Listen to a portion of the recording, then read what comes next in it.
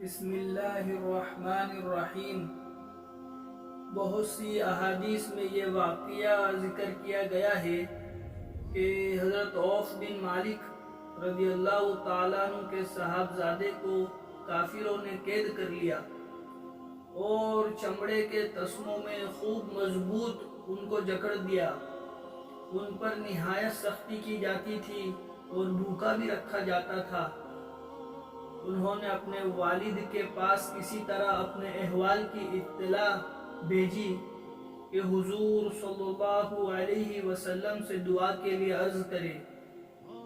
حضور صلی اللہ علیہ وسلم کو جب اطلاع پہنچی تو حضور صلی اللہ علیہ وسلم نے فرمایا کہ ان کے پاس یہ کلمہ بھیجو کہ اللہ تعالیٰ سے ڈرتے رہے۔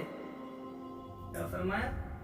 ان کے پاس یہ کہلا بھیجو کہ اللہ تعالیٰ سے ڈرتے رہے، تقوی اختیار کرے اور اسی پر توکل کرے اور صبح و شام یہ آیت شریفہ پڑھے۔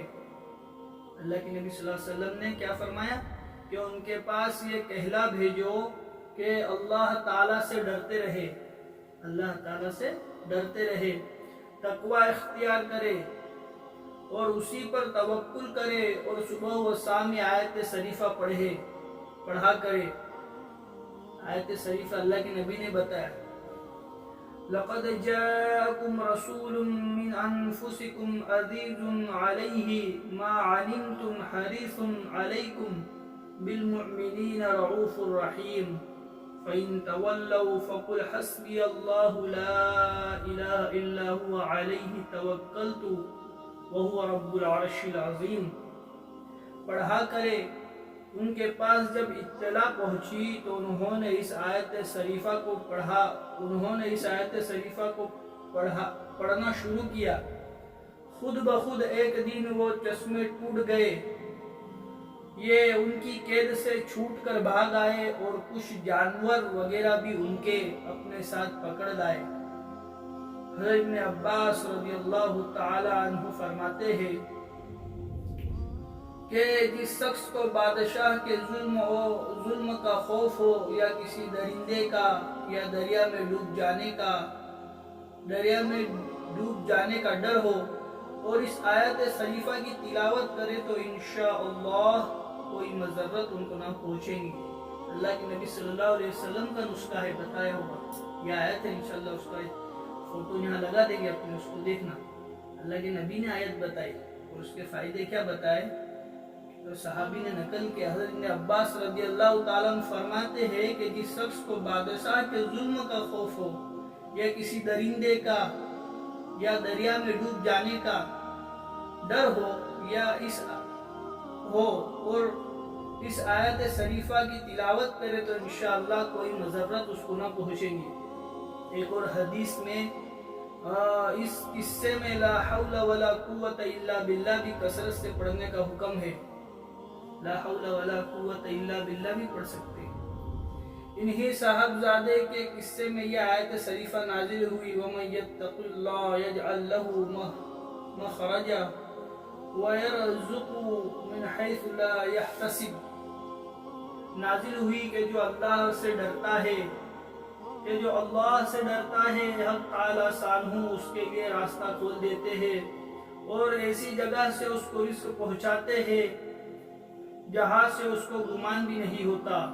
اور جو شخص اللہ تعالیٰ پر بھروسہ کرتا ہے اللہ تعالیٰ اس کے لیے کافی ہے۔ ان صحابی رضی اللہ تعالیٰ عنہ کو اس کا کیا گمان ہو سکتا تھا کہ کافروں کو جو اس پر اس قدر ظلم پر اترے ہوئے ہیں کہ انہی کے مال سے ان کی روزی مقدر ہے، یعنی ظلم تو انہوں نے کیا اور ان کے جانور بھی ساتھ میں لے کر آئے تو روزی بھی ساتھ میں ان کو مل گئی قرآن کریم کی آیت کی برکت سے۔ ایک بزرگ کہتے ہیں کہ میں اور میرا ایک ساتھی ایک پہاڑ میں رہتے تھے، ہر وقت عبادت ہی مشغلہ تھا۔ میرے ساتھی کا گزر تو گھاس وغیرہ پر تھا اور میرے لیے اللہ تعالیٰ شانہ نے یہ انتظام فرما رکھا تھا کہ ایک ہرنی روزانہ آیا کرتی تھی اور میرے قریب آ کر کھڑی ہو جاتی، میں اس کا دودھ پی لیا کرتا، وہ چلی جاتی بہت زمانہ اسی طرح گزرا کہ وہ ہرنی روز آ جایا کرتی اور میں اس کا دودھ پیتا تھا۔ میرے ساتھی کے قیام کی جگہ اس پہاڑ سے مجھ سے دور تھی، اس پہاڑ میں مجھ سے دور تھی۔ ایک دن وہ میرے پاس آیا اور کہنے لگا کہ قافلہ یہاں قریب آ کر ٹھہرا ہے، چلو قافلے والوں کے پاس چلے، وہاں شاید کچھ دودھ اور اس کے علاوہ کچھ کھانے کی چیزیں میسر آ جائیں گے۔ میں نے اول تو بہت انکار کیا، لیکن جب اس نے بہت اصرار کیا تو میں بھی اس کے ساتھ ہو لیا۔ ہم دونوں قافلے پہنچے، ان لوگوں نے ہمیں کھانا کھلایا، ہم کھانے سے فارغ ہو کر اپنی اپنی جگہ واپس آ گئے۔ اس کے بعد میں ہمیشہ اس ہرنی کے وقت پر آنے کا انتظار کیا کرتا، مگر اس کا آنا بند ہو گیا۔ ایک دن انتظار کے بعد میں یہ سمجھا، کئی دن انتظار کے بعد میں سمجھا کہ اس گناہ کی نحوست سے وہ روزی جس کی وجہ سے میں بے فکر تھا بند ہو گئی۔ صاحب روز بزرگ ہے رحمت اللہ علیہ، صاحب روز رحمت اللہ علیہ کہتے ہیں کہ بظاہر 3 چیزیں اس میں گناہ کی تھی۔ ایک، جس توکل کو اختیار کر رکھا تھا اس کو چھوڑا۔ یہ بزرگ جو تھے ان کو اللہ کی ذات پہ توکل تھا، پورا اعتقاد یقین تھا کہ اللہ انتظام کریں گے، تو سب سے پہلا ان سے کیا ہوئی غلطی کہ انہیں اللہ کے توکل کو چھوڑا اور قافلے والوں کے پاس کھانا پینا مانگنے کے لیے چلے گئے۔ ایک غلطی ہو گئی ان سے۔ دوسرے، طعام کی اور اس روزی پر قناعت نہ کی جس کی وجہ سے بے فکری تھی، یعنی جو روزی اللہ گھر بیٹھے پہنچاتا تھا، جس کی وجہ سے قناعت نہ کی، اس پہ بس نہیں کیا، جو اللہ کی طرف سے ملتا تھا اس پہ بس کرنے کا، یعنی اللہ دے تو رہنا نہیں، اتنا تو آ رہا جس سے ضرورت پوری ہو جائے گی، تو قناعت نہ کی جس کی وجہ سے بے فکری تھی۔ تیسری، ایسا کھانا کھایا جو طیب نہ تھا جس کی وجہ سے طیب رزق سے محرومی ہو گئی۔ جو کھانا کھایا وہ سخت صوبے والا تھا، حلال ہے کہ حرام ہے کچھ معلوم نہیں، تو بزرگ نے کھا لیا، تو اس کے اثرات کیا ہوئے کہ جو طیب مال تھا، پاک مال تھا، اللہ نے اس سے محروم کر دیا، جو اللہ کی طرف سے آتا تھا وہ بند ہو گیا۔ بڑی عبرت کا قصہ ہے، ہم لوگ بسا اوقات اپنی حرص و طمع سے حق تعالی شانہ کے انعامات سے محروم ہو جاتے ہیں۔ صورت کے اعتبار سے سوال کرنے پر اس وقت کچھ مل جاتا ہے، مگر اس کی نحوست سے اللہ تعالی شانہ اس انعامات سے محرومی، اللہ تعالی شانہ کے اس انعامات سے محرومی ہو جاتی ہے جو بے طلب اور بے منت ملتا۔ حضرت امام احمد بن حنبل رحمت اللہ علیہ کی دعا ہے، اللہم کما سنت وجہی عن سجود غیرک فسو نوجہی اما سعلتی غیرک۔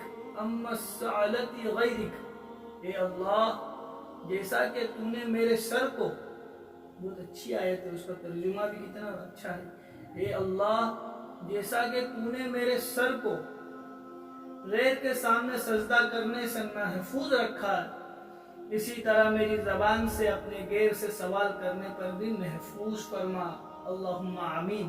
کیا فرمایا کہ جیسا کہ ہم اللہ کے سوا کسی کو سجدہ نہیں کرتے، اور اللہ نے کبھی کرنے دیا بھی نہیں، اللہ کبھی کراوے بھی نہیں، تو اسی طرح زبان پہ بھی غیر اللہ کا ذکر نہیں آنا چاہیے، کہ اللہ کے سوا کسی سے مانگنے کی نوبت آوے، یہ بات کی بھی اللہ سے دعا کرنی چاہیے کہ اللہ کسی کے سامنے مانگنے والا مت بنانا سوائے تیرے۔ سبحان اللہ و بحمدہ، سبحانک اللہم و بحمدک۔